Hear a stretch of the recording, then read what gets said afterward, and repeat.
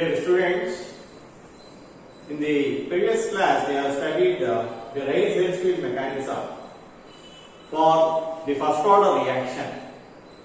Today the next topic we are going to study is the Reis-Hensfield mechanism for the decomposition of acetaldehyde, and this is the second type today we are going to study, that is the reaction follows half order candidates, that is half order reaction. First, the best example for the half order reaction is the decomposition of acetaldehyde. Okay, decomposition of acetaldehyde to give carbon monoxide as a product. In this type of reaction, the chain initiation is found to be first order.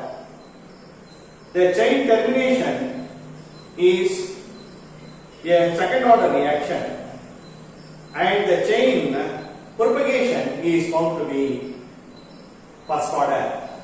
That means the chain initiation, the chain initiation and the chain propagation is found to follow first order candidates, whereas the chain termination in this case is found to be follow second order candidates. Anyhow, the acetaldehyde decomposes to give radicals like methyl radical and acyl radical.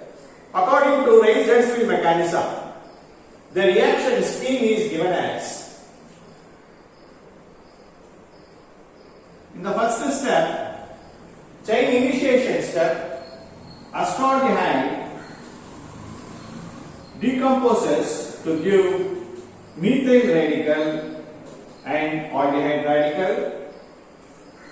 In the second step, that is the propagation step, methyl radical convert all the reactant into product, that is plus methane.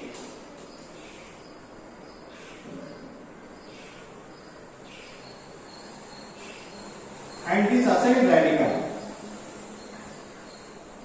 gives methyl radical and carbon monoxide. So here in this case, in this propagation step, the carbon monoxide is formed as a product.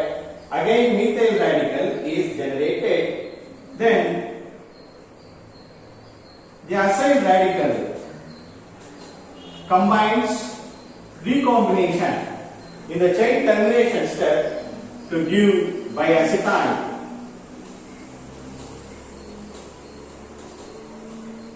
This is the reaction scheme for the decomposition of acetaldehyde, and the rate constant is K1, K2, K3, K4, and the corresponding activation energies are E1, E2, E3 and E4.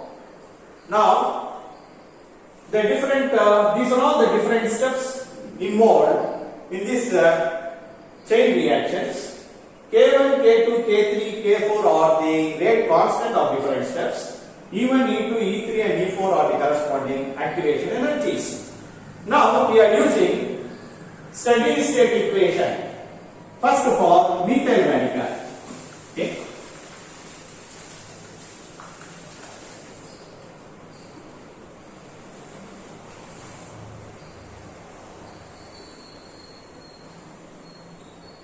The steady state equation for methyl radical is, I already told you in the last class, the rate of formation is represented by positive sign, the rate of decomposition is represented by negative sign. So in the first step,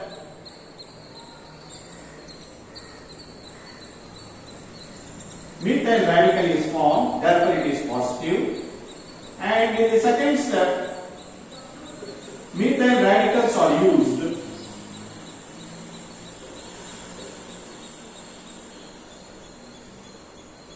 And again in the third step, methyl radicals are produced. equal to 0. Here this minus sign represents the methyl radical is used. Positive sign represents the methyl radicals are formed or produced.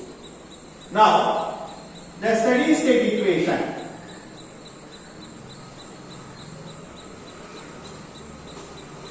for acyl radical is, okay, I am writing steady state equation for acyl radical. It will be K2 CH3 acetaldehyde minus K3 CO minus K4 square equal to 0. This is the steady state equation for acyl radical. Now from these two equations, I am calculating the concentration of acyl radical. Okay.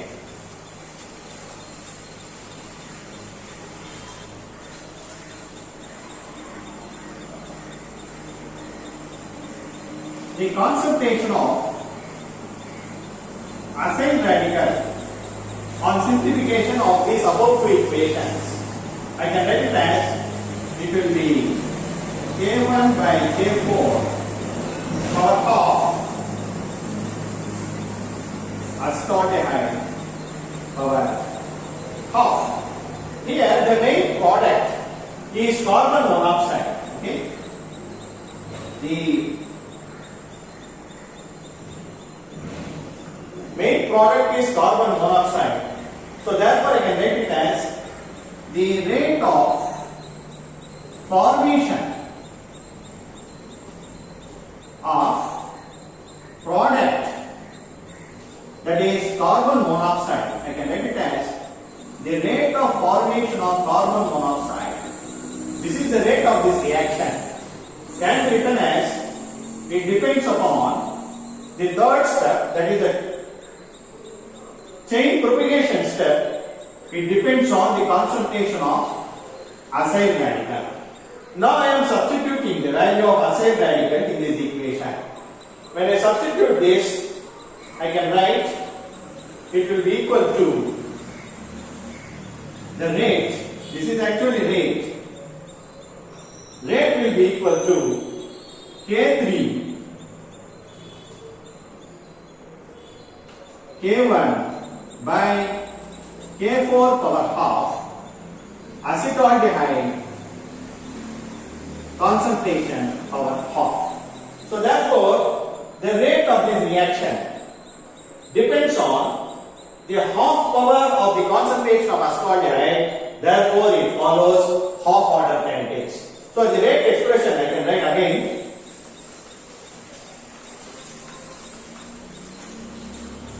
That is,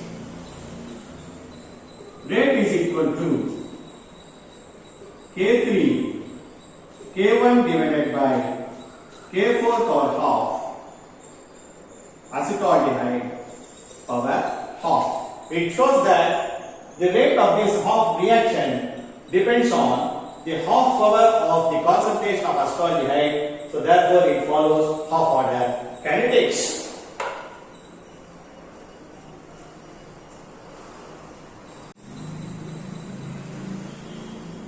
Now we are going to calculate the overall activation energy of this reaction. The overall rate of this reaction, okay, the overall rate of this reaction is depends on the square root of the concentration of acetaldehyde. So therefore, the reaction follows first order. Now it is possible to calculate the overall activation energy of this reaction by substituting the values. K1 is equal to A1 into e power minus E1 by RT, okay, and K3 equal to A3 into e power minus E3 by RT, and K4 equal to A4 into exponential E4 divided by RT, okay, and there is E is nothing but activation energy and A is frequency factors. Now if we simplify this equation, okay, on simplification, I can write this equation on substituting the values of K1, K3 and K4 in the rate expression. I can write it as rate will be equal to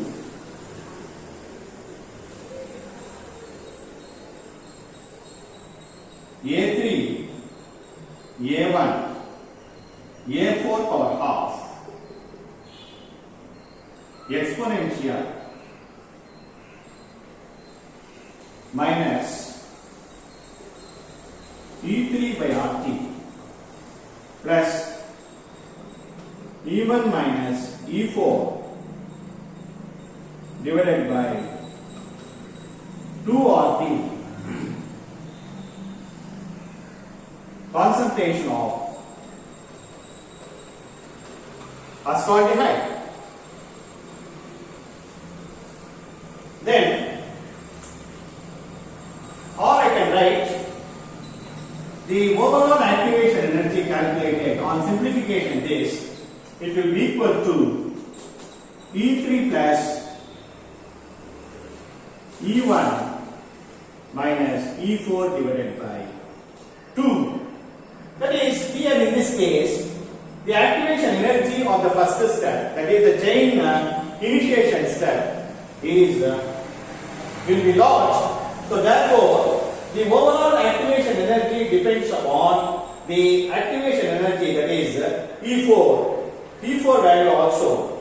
The observed activation energy is lesser than E1. Actually, by Weierstrass mechanism, the actual activation energy is lesser than E1, that is lesser than the energy required to break CC bond, that is in the chain initiation step. Okay, the energy calculated for, that is E1, is found to be what is called as lesser than the energy required to break the CC bond in the chain initiation step.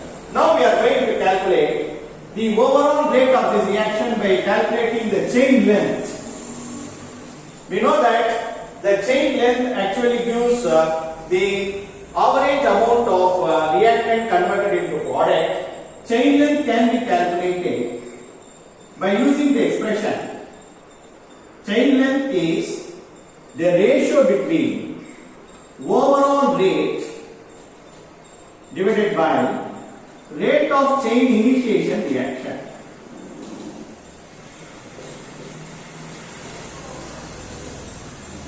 Rate of chain initiation reaction, we can write it as overall rate of this reaction is K3 K1 by K4 power half. Concentration of acetaldehyde power half divided by what is the rate of chain initiation reaction? It is K1 into concentration of acetaldehyde. On simplifying this, okay, on simplifying this chain length,